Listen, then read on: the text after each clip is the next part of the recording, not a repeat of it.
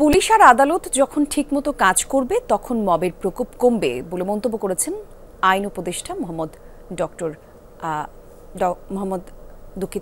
আসিফ নজরুল।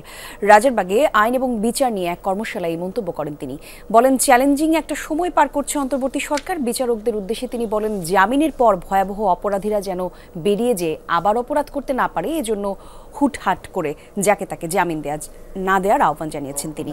স্বরাষ্ট্র উপদেষ্টা আইনজীবীদের উদ্দেশ্যে একই কথা বলেন, আহ্বান জানান যেন অপরাধীরা মুক্ত হয়ে যেতে না পারে। বর্তমানে যারা নৈরাজ্য সৃষ্টি করে তাদের অবস্থা জানান দিচ্ছে, সবাইকে আইনের আওতায় আনার জন্য সরকার কাজ করে যাচ্ছে বলে জানান তিনি। অভিযোগ করেন, পতিত সরকারের দোসররা পাচার করা অর্থ খরচ করে এখন দেশকে অস্থিতিশীল করার অপচেষ্টা চালাচ্ছে, আর তাই অপারেশন ডেভিল হান্ট চলবে। এই অভিযান সফল করতে আইন শৃঙ্খলা বাহিনী সহ সবাইকে আরও তৎপর হওয়ার আহ্বান জানিয়েছেন স্বরাষ্ট্র উপদেষ্টা।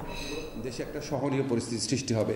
মানুষ দেখতে চায় রাষ্ট্র, আমরা এটাকে ভয়াবহ জিনিস মনে করি এই মবতন্ত্রকে, কিন্তু যখন পুলিশ, কোর্ট, আইন শৃঙ্খলা পরিস্থিতি সবকিছু ঠিকমতো কাজ করবে তখন মবের প্রকোপ আমি মনে করি আরো কমে যাবে। আমি আইন শৃঙ্খলা বাহিনীকে আরো তৎপর হতে বলবো। অপারেশন ডেভিল হান্টকে আমি বলবো, no devil should be escape from law enforcing agencies. কোনোভাবেই যেন কোনো সন্ত্রাসী জামিন না পায়, সর্বোচ্চ সতর্ক থাকুন।